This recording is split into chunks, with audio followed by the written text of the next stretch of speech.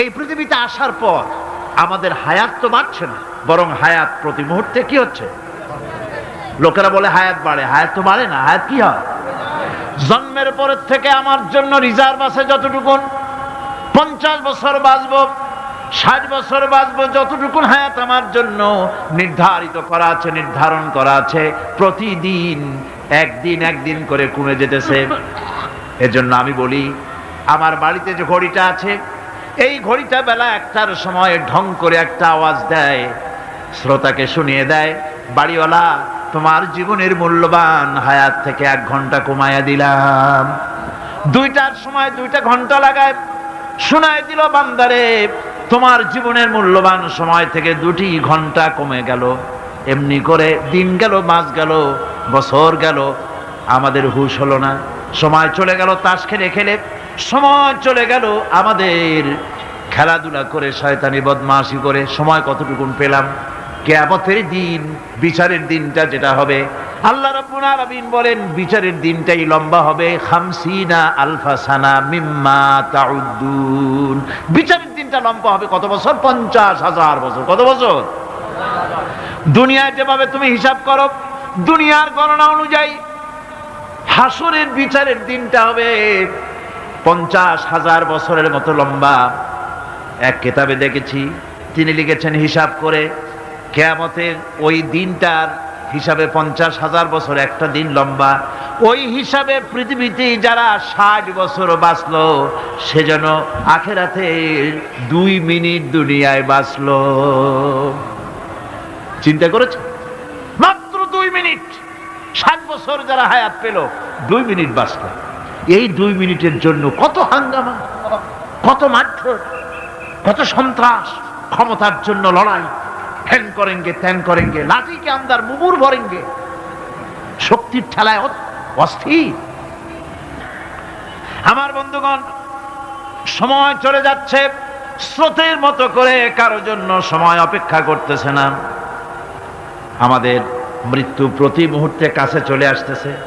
এই জন্য শায়ের বলেছেন, আগাহা আপনি মৌত সে কোই বাশার নেহি, আগাহা আপনি মৌত সে कोई बशर नहीं, सामा सो बरस के हैं पल की खबर नहीं।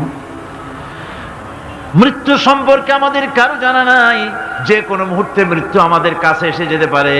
মৃত্যু সম্পর্কে কিছুই জানা নাই, অথচ প্রতি মুহূর্তে আমরা মৃত্যুর দিকে এগিয়ে চলছি। মাল সামান 100 বছর কি ধরে খাবো তাও জমা করে রেখেছি, কিন্তু এক মুহূর্তের খবর নাই।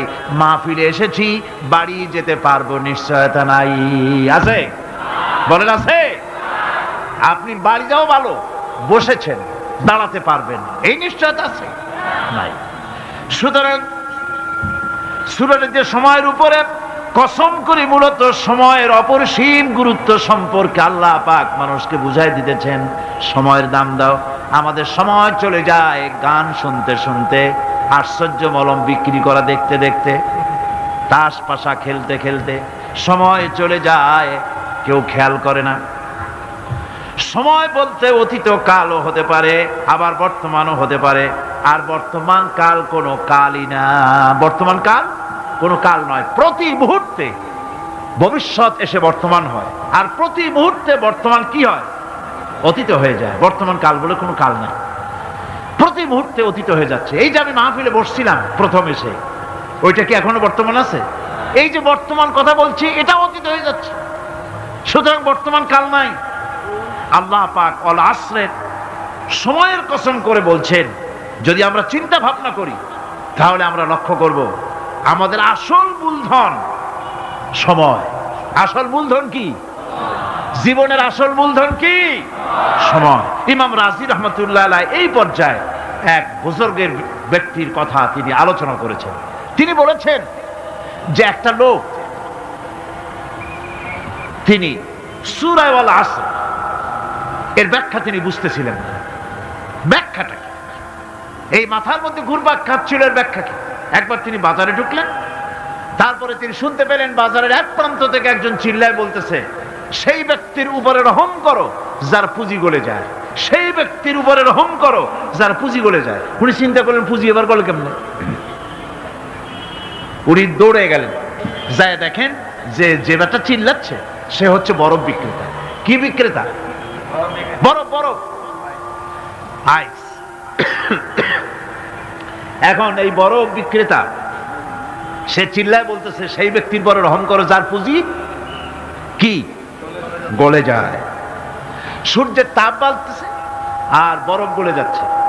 সে বুঝাতে চাচ্ছে যে আমার এই বরফটা জমাট থাকা অবস্থায় তোমরা কেউ কেনো, যেহেতু আমার পুঁজি তো এর মধ্যে আমি ইনভেস্ট করেছি।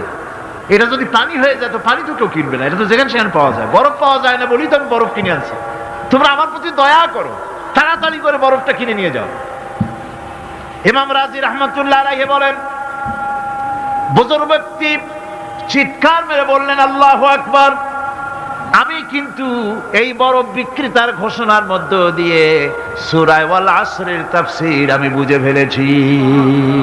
তার মানে হলো বরফ বিক্রেতা যেভাবে বলতেছে সেই ব্যক্তির উপরে রহম করো যার পুঁজি গলে যায়, আমারও তো একটা পুঁজি আছে, ওই পুঁজির নাম হায়াত। প্রতি মুহূর্তে আমার পুঁজি তো গলে যেতেছে, আমার পুঁজি তো গলে যায়, প্রতি মুহূর্তে কমে যেতেছে।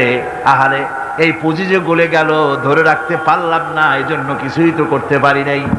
সূরা ওয়াল আসরের ভিতরে মানুষের আয়ুষ্কাল দেওয়া হয়েছে বরফ গলে যাওয়ার মতো দ্রুত সে আয়ু কমে যাচ্ছে। একে যদি নষ্ট করে ফেলা হয়, ভুল কাজে ব্যয় করা হয়, সেটাই হচ্ছে মানুষের মূল ক্ষতি। মানুষের মূল ক্ষতি। ব্যবসায় ক্ষতিগ্রস্ত হয়েছে, এটা মূল ক্ষতি নয়। স্বাস্থ্য হারাইছে, মূল ক্ষতি নয়। রাজনীতিতে ব্যর্থ হয়েছে, মূল ক্ষতি নয়। জীবনে মন্ত্রিত্ব হারাইছে, মূল ক্ষতি নয়। মূল ক্ষতি প্রতি মুহূর্তে সময় নষ্ট হচ্ছে, এটাই মূল ক্ষতি। ভাইরা, কিয়ামতের দিন জান্নাতীদের কোনো দুঃখ থাকবে না, সকলের দুঃখ থাকবে। জান্নাতীদের কোনো দুঃখ থাকবে নাকি? থাকবে, থাকবে। জান্নাতীদের মনের মধ্যে একটা দুঃখই থাকবে। ভালো করে শুনুন, জান্নাতীদের মনের মধ্যে একটা দুঃখই হবে। তারা মনে মনে চিন্তা করবেন, আফসোস করবেন, আহারে যদি দুনিয়ায় বসে অমুক সময় বাসে বসেছিলাম আজে বাজে চিন্তা করেছি, বাড়ির ড্রয়িং রুমে একা একা বসে বসে আজে বাজে চিন্তা করেছি, অমুক অমুক সময় খেলাধুলায় কাটাইছি, এই সময়গুলিতে যদি সুবহানাল্লাহ, আলহামদুলিল্লাহ, লা ইলাহা ইল্লাল্লাহ, আল্লাহু আকবার এই তাসবিহ যদি পড়তাম, জিকির আজগার করতাম, জান্নাতের ভিতরে আরো নিয়ামত লাভ করতে পারতাম। সময়টা তো কাজে লাগাইলাম না। মানুষের শর্ত, মুমিনের সব কাজে সওয়াব। ওয়াকুলু লিন-নাসি হুসনা, মানুষের সঙ্গে ভালো ভালো কথা কও, মানুষের সঙ্গে হাসি মুখে কথা কও। একজনের সাথে হাসি মুখে কথা বললেন, আপনার একটা সদকা দেওয়ার মতো সমান সব আমলনামায় লেখা হয়ে গেল। ভালো ভালো কাম করো। বন্ধুগণ, সময় দ্রুত গতিতে চলে যাচ্ছে, মানুষের জীবন ক্ষতিগ্রস্ত হচ্ছে। ক্ষতি থেকে বাঁচতে পারবে চারটা গুণ যার মধ্যে আছে, বাকি সব ক্ষতিগ্রস্ত হয়ে যাবে। আমার ভাইয়েরা, এই কথাগুলি বলে আল্লাহ পাক যেন এরকম একটা দৃষ্টান্ত দিলেন। আপনি যদি পরীক্ষার হলে গিয়া দেখেন ছাত্ররা পরীক্ষা দিতেছে, পরীক্ষার জন্য নির্ধারিত সময় কতটুকুন?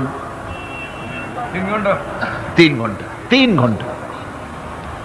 আপনি গিয়ে দেখলেন কোন একজন পরীক্ষার্থী পরীক্ষা দিতে গিয়ে আর একদিকে তাকায় আছে, আকাশের তারা গুনতেছে, অথবা সে গল্প করতেছে, অথবা পরীক্ষা বাদ দিয়ে আজে বাজে কিছু লিখতেছে।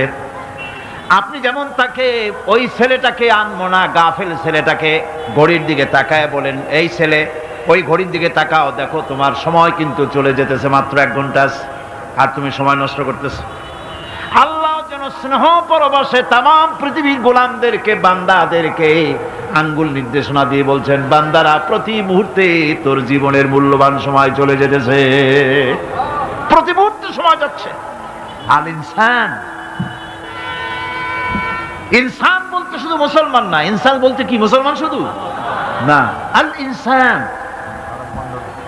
মানব মণ্ডলী, বিশ্বের সমস্ত মানুষকে আল্লাহ বলছেন, হিন্দু, খ্রিস্টান, বৌদ্ধ, নাসারা, ইহুদি, মজুসি, মুসলমান, বিশ্বের সব মানুষকে আল্লাহ বলছেন। যেহেতু আল্লাহ স্রষ্টা, মানুষের ব্যাপারে সার্বিক কল্যাণময় কথা কে বলতে পারেন?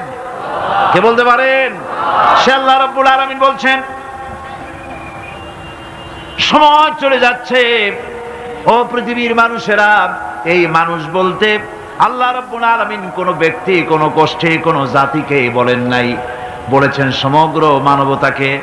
এর অর্থ হচ্ছে সূরাটিতে উল্লেখ্য 4টি গুণ যদি আমল করতে পারে লোকেরা, যেই ব্যক্তি করবে, যেই সমাজ করবে, যেই রাষ্ট্র করবে, যেই গোষ্ঠী করবে, যেই জাতি করবে, তারাই ক্ষতি থেকে বেঁচে যাবে। আর যারা করবে না তারা ক্ষতিগ্রস্ত হবে। কি হবে বলুন? এখন আল্লাহ পাকের কথা শুনুন। আল্লাহ পাক বলছেন, ওয়াল আসরি ইন্নাল ইনসানা লাফি খুসর। খুসরিন, এই যে